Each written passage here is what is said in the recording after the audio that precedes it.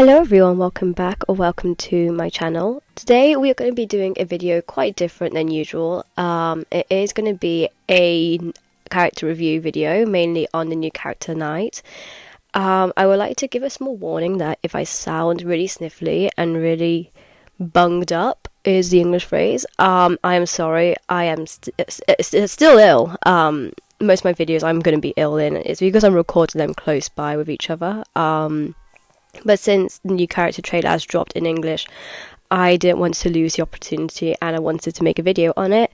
And I hope that I can explain the skills and give you my honest thoughts and feedback about the character. I think anyone who clicks on this video can all agree that as a community, the Identity V community, Richard has been very much anticipated and dreaded by both factions, and I'm very much aware that with his new demo, he has caused some controversy between said two factions, and let's just say people are on the fence about him. If you came from Zeus's video, I'm not here to agree nor disagree about what he said.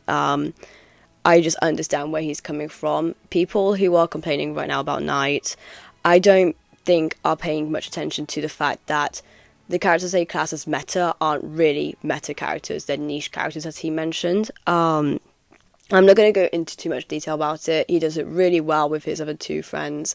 And if you haven't already, check that out, because that video goes into so much detail and depth about why we need more of a balanced game. And it's fine if we have a few survivor-sided moments and hunter-sided moments. Having an era each is very much fine, as long as it's not for the entire game. Where I stand at it is Richard's going to be mainly useful with pro players, people in tournaments, and people who play Identity V a lot and take the game a bit more seriously than others, since his skill set, which I will go into more detail about, is very much reliant on timings with the Hunter swing animation and ability animations. I personally would not recommend people who have just started the game out to play him so much yet until you get a better understanding of Hunter's abilities and how they come up and when you should probably predict them. I'm very much aware that as a person who plays both Hunter and Survivor, my Hunter side will probably have to adjust to be less predictable with him. You can definitely see a lot of fake attacks with him. I know Hunters can pretend to do a drawn out attack, a long animation, probably to trick him into using his ability. So you will definitely see probably a lot of that as Knight. Again, I'll go into detail when I'm talking about his ability. But he is going to be very interesting, especially when you're adapting your playstyle to match his. I don't think that people are fully understanding how not difficult it is to change your playstyle. It may sound annoying and it might sound difficult on paper, but when you're playing the game, we always change how we play Hunters depending on the meta, and if Knight doesn't get as nerfed as most Hunters have been and Survivors have been, we could probably see a very interesting and maybe even a more fun game to play. So the first ability we're introduced to is Knight's external trait, which is called Adaptation. Quoting, "The Knight immerses himself in the world of roleplay, embodying the Knight of his fantasies when he dons his helmet and temporarily gains knightly traits." To explain this, it's similar to Fire Lady. So within a certain radius of a Hunter, so 13 meters for Knight, he will don his helmet, and then he'll be able to enter the prediction mode, which will be the next ability and the external trait that we'll be talking about next. His second external trait is called Tactical Foresight. The Knight can predict the next two actions of the nearest Hunter within 13 meters over the next 8 seconds. Each correct prediction will impose tactical constraint on the Hunter and invigorate the Knight for 1.5 seconds, granting a 40% movement speed boost. If the Hunter is targeting another survivor, the Knight's tactical foresight duration is reduced from 8 seconds to 5 seconds, and the constraint effect on the attacks and abilities is weakened. This ability is activated in 2 stages. Hold the ability button and slide to predict whether the Hunter's first action within the next 8 seconds will be an ability or attack. After making the initial prediction, the Knight can predict whether the Hunter's next action within the following 4 seconds will be an ability, attack, or stalemate. So this is the part where I'll probably start explaining the abilities a bit more, since Nutties loves their big words, and it's very much similar to Genshin Impact and Honkai Star Rail. So when it comes to the predictions, when you put the Knight's helmet on, you have around about 8 seconds to make your very first prediction, which is attack, ability or do nothing, aka stalemate. And then for the second decision, you have 4 seconds to decide what the hunter will next do. The attack decision, which you get from the very first slider, if you predict that correctly, the hunter will get a small stun similar to prisoners, and for 1.5 seconds you will get a 40% speed boost movement. And when it comes to adjustments and nerfs and all that, I can definitely see the seconds of speed boost being reduced a lot down. So for hunters who are worried about that, don't worry, it'll probably be reduced like it usually does anyway. The second prediction you can get from sliding the slider from left to upwards is if the hunter will use an ability. If you guess the ability correct, the hunter will be forced out of their ability state. So if they have it, let's say Mary holding a mirror out ready, it'll be completely cancelled, similar to Acrobat with his fireball and with a cat if you're playing Survivor.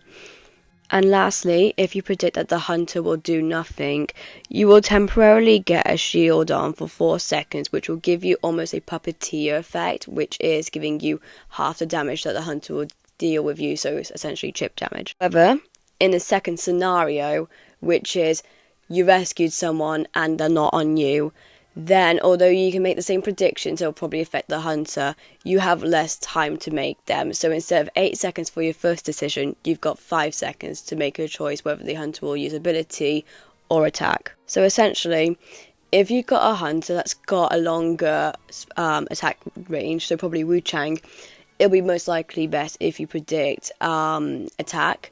Unless they're in Blackguard form, then definitely predict a bit ability, which is my best recommendations. It's quite, if you play a lot of Survivor, you're going to start learning how hunters usually attack when it comes to after rescues. And I think definitely learning how to rescue more and getting that mindset in place will also help you use a Master Knight to his best abilities as well. However, just because his ability works doesn't mean it will last as long. This is also similar to one of Prospector's nerfs, which is if a survivor is nearby when he's harassing the hunter, the magnet strengths are actually weakened and the time for recovery is shortened a lot. It'll be similar to that with the hunters when you're using your predictions. Tactical restraint is another part to the tactical foresight, and that is when you're in your prediction phase and you're going to rescue someone.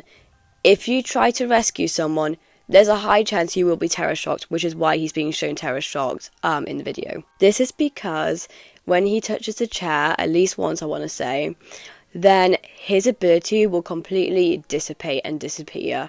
You can't rely on your ability while you're rescuing a survivor because, again, it will completely disappear. So you can't make any predictions once you touch the chair. That's it, you can't make another one until the cooldown is over. The next external trait is one that I actually really like the look of and I think is actually really well made, which is called Chivalrous Sympathy. Quoting, "The knight can activate Chivalrous Sympathy on the survivor within 8 meters who is on a rocket chair, allowing the survivor to break free.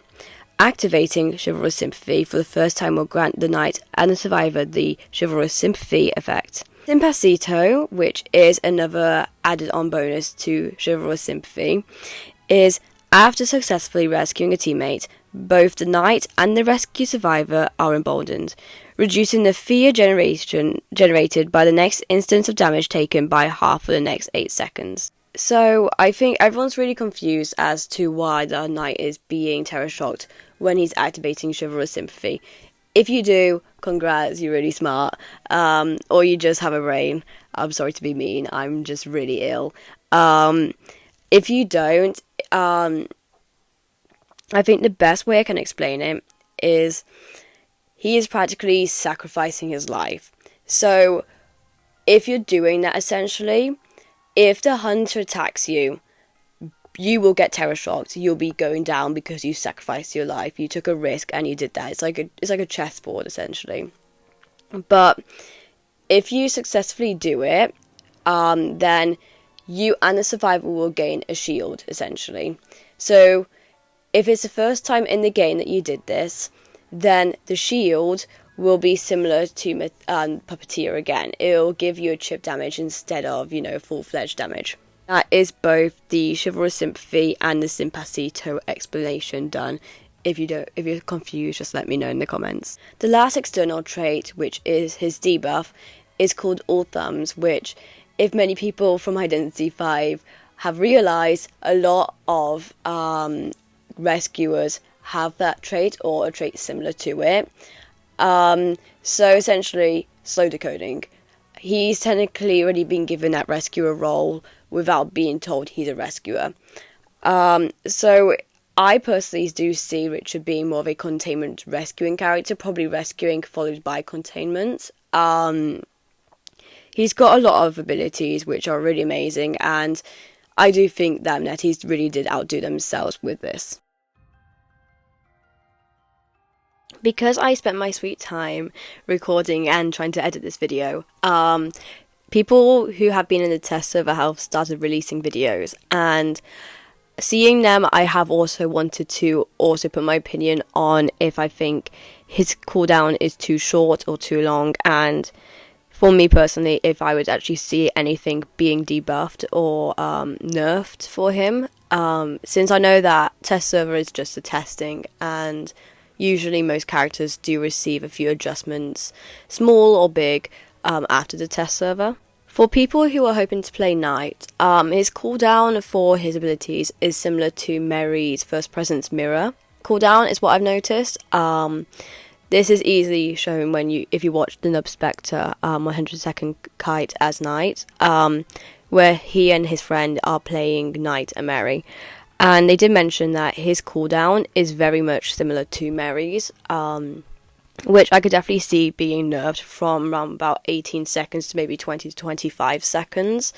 So that is something to keep in mind, especially if you are going to start playing Knight or are eager to play Knight. As I mentioned in one of the clips when I'm explaining his abilities, he does have only 3 helmets. So you can only make 3 predictions, essentially, throughout the whole game, which makes him almost similar to Aesop in that case, where you have to use mainly the map. You have to know how to kite, mind game, and all that to make full advantage and use of the character, is my own opinion from that, which again furthers the aspect of he's going to be good with professionals and tournament people and people who know how to make their way around the map and can make a new route if they are cut off from the place they're going to go. Retracting my last statement regarding Knight being good with people who play Lucino and Vera, when I'm watching the Nub Spectre video, one thing that they also mentioned, which I want to mention in my own video, is when you're making your prediction, it has a half-second delay. So you can't insta predict it. You have to give it like a 0.millisecond of it. Otherwise, it won't go through. So with Nub, he predicted that Geisha would attack, but because he predicted it almost like he would with Vera with her perfume, it didn't fully recognize it. And so with that, it will just automatically ignore the fact that you made that prediction. It has to have some time duration, is one thing I also wanted to mention before this video ends, because I think that also helps change the point of view. I think they could also increase that duration from 0.5 to probably 0.7 or 8 to make it a bit more quote-unquote fair for the hunters. Along with that debuff with his attack delay and when he predicts the attack, I do think that they're also going to probably give him another slight longer duration when it comes to coding, from 15% to probably 20%. But that is it for my opinions and the ability explaining. I hope everyone could understand that. I did try my best. Sorry for the delay. I am still ill. But I hope I can see you in the next video. Stay safe.